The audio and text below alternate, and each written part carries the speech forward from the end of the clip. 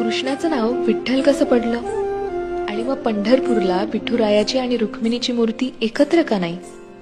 ह्या मागचीच ही एक पौराणिक कथा. कृष्ण निजला निवांत, आठवली त्याला राधा. राधेला केले जादूने जिवंत, जणू काय झाली त्याला प्रेमबाधा. समोरून आली रुक्मिणी, कृष्णासंग राधास पाहिली. डोळे झाले लाल लाल, म्हणे मी कृष्णा सोडून चालली.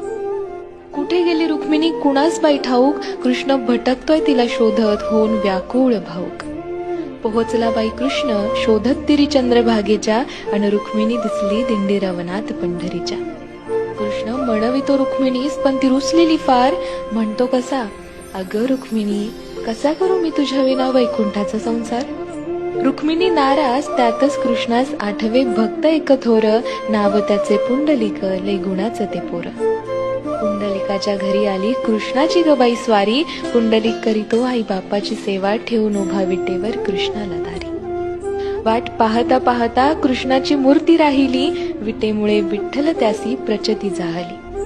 28 युगे झाली लांब उभी राहून, रुक्मिणी रुसवातो धरी. अवघ्या भूमंडळाचा संसार बघत विठ्ठल उभा विटेवरी. भूमंडळी म्हणे विठ्ठलास बाप, आणि रुक्मिणी साई, आणि बोला जय जय विठो बालक माई.